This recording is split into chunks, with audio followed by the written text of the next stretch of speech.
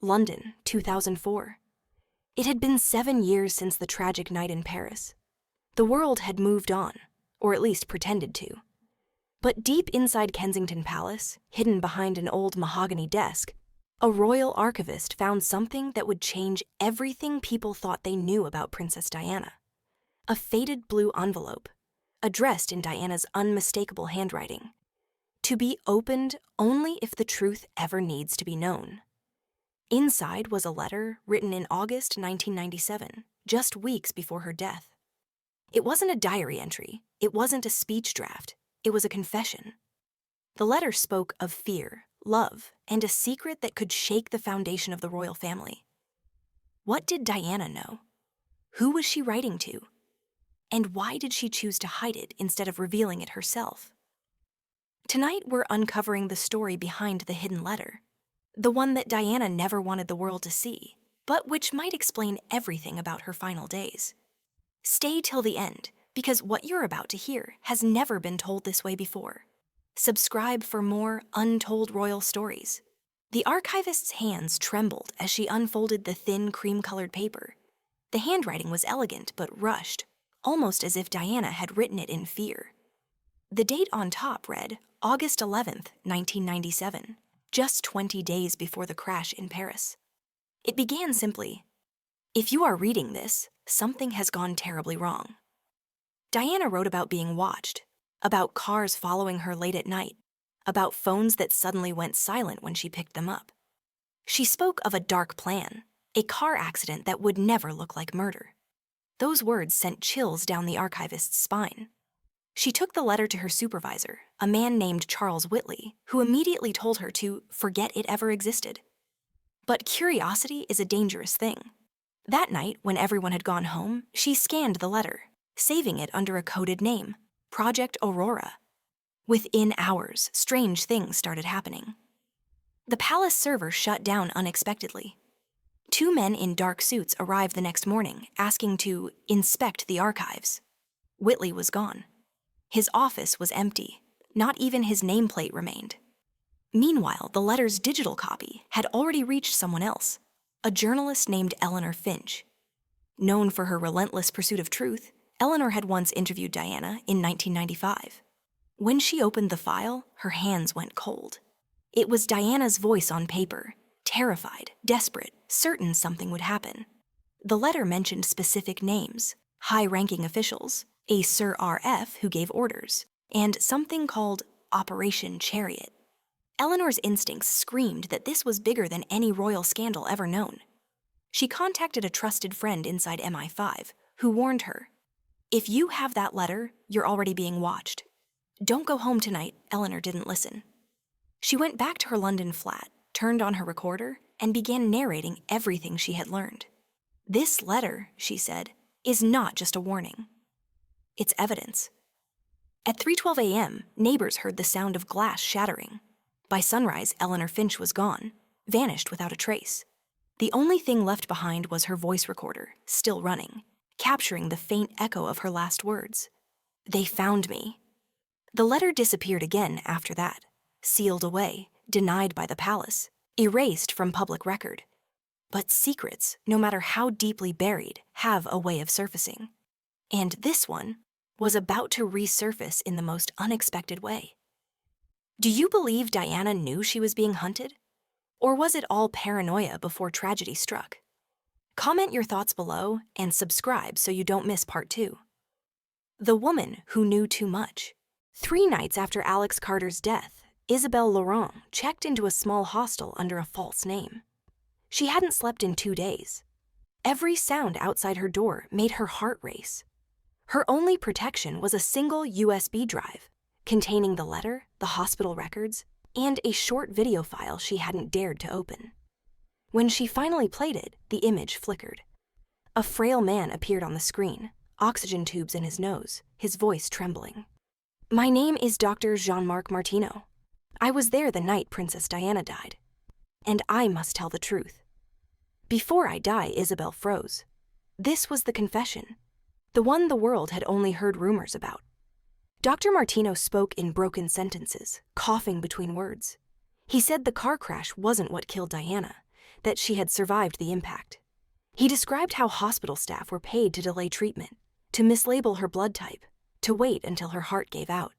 "She begged me," he whispered, tears streaming down his face. "She said, 'Please, help me. My boys need me.' And I did nothing."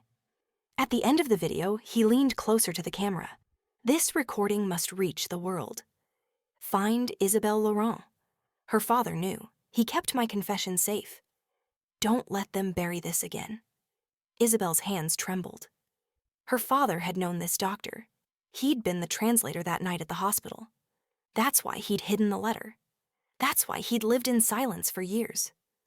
Suddenly, everything made sense. She realized she wasn't just holding evidence. She was holding the key to the entire conspiracy. Isabelle uploaded the video to a secure cloud, scheduled it to send automatically to multiple journalists, and prepared to leave France. But as she stepped outside the hostel, a black car turned the corner. The same type of vehicle witnesses had described following Diana in 1997. She ran, through narrow alleys, across dimly lit streets, her breath ragged. Her phone buzzed. An unknown number. "You've done enough, Isabelle." "Stop now, and you'll live." She didn't stop. She made it to the train station and boarded the first train to Geneva. From there, she planned to meet a contact, a BBC reporter who could authenticate the video. But before she could reach the platform, security agents swarmed the station. Her name was called over the loudspeaker. She dropped her bag, blending into the crowd, and watched helplessly as one of the agents picked up her backpack, the one with the USB drive inside. It was over, or so she thought. Hours later, thousands of people received a notification. The Martino Confession, uploaded by Isabelle Laurent. The video had gone live automatically. Within 24 hours, it had been viewed over 80 million times. The truth, finally, was out. But Isabelle? She vanished that same day. No one ever saw her again. If you uncovered the truth behind Diana's death, would you disappear too? When the video hit the internet, the world stopped. News anchors stumbled over their scripts, governments issued statements within hours, and Buckingham Palace went dark, literally. Its front lights, normally shining through the night, were switched off for the first time in history. Dr. Martino's confession spread across every platform. His frail voice replayed on every screen, his tears seared into memory. For decades, conspiracy theories had been dismissed as fantasy, but now there was a dying man's words, matching hidden files, names, and evidence no one could deny. The British Prime Minister announced an emergency meeting of Parliament. French prosecutors confirmed that an official investigation was being reopened. And in the middle of the chaos, two men were noticeably absent: Sir Robert Fellows, the Queen's former private secretary, and Lord Hamilton, the former security chief. Both had fallen ill and were nowhere to be found. The internet, though, never sleeps. Online communities began digging. Within hours, whistleblowers leaked more documents, bank transfers, coded emails, and even surveillance logs, showing that Princess Diana's movements had been tracked weeks before her death. The name Operation Chariot surfaced again and again.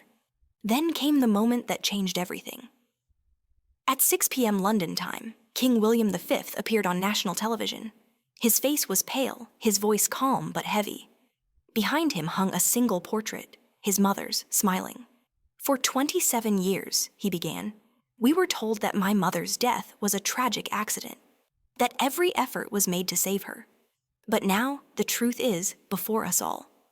She was betrayed, by those sworn to protect her, by those sworn to serve the crown." He paused, his eyes wet. "To those involved in her murder, may justice find you. And to the people of the world, I promise transparency. The monarchy will cooperate fully." It was the most direct admission ever made by a British royal. The broadcast cut across every major network. Commentators called it the moment the walls began to crack. But the palace wasn't finished. 2 days later, a sealed letter surfaced, handwritten by Queen Elizabeth herself, dated 1998, a year after Diana's death. In it, she wrote, "Her death haunts me. I was told it was an accident. Now I'm no longer certain." The revelation tore through Britain like a storm. Protests erupted outside the palace gates. Flowers, candles, and handwritten notes covered the fences. Justice for Diana trended for weeks. Behind the scenes, powerful figures resigned quietly. Bank accounts were frozen. Several retired officials fled the country. And amidst it all, one question echoed everywhere. Who silenced Isabelle Laurent? Because although the world now knew the truth, the woman who made it possible had vanished, just like Diana once did, surrounded by secrets and flashing lights. And yet, every story leaves echoes. 1 month later, a small package arrived at the BBC newsroom in London. Inside was a silver locket containing a tiny SD card. It was labeled simply, "For William, from Isabel." Do you think Isabel survived? Or did she vanish like Diana, leaving truth as her only legacy? The SD card was tiny. No label, no signature, just that single line. "For William, from Isabel." BBC technicians carefully decrypted its contents. What they found was a single video file, dated October 12, 2025, 1 week after Isabelle Laurent had vanished. The video opened in a dimly lit room. Isabelle looked directly into the camera, exhausted, her eyes red, but calm. "If you're watching this," she began softly, "then I'm gone. Or I've made myself disappear. I need you to understand why." She explained how she'd escaped the station that night, how she had hidden for days in Switzerland before realizing there was no safe place left. She had copies of every document, every file, every recording. She couldn't trust anyone, not the police, not the journalists, not even her own friends. "The truth is out now," she said, voice shaking. "Dr. Martino's confession, Diana's letter, they belong to the world. But there's one more thing I haven't shared." She held up a worn piece of paper, the original letter. On the back, something new was visible under ultraviolet light, hidden words Diana had written in invisible ink.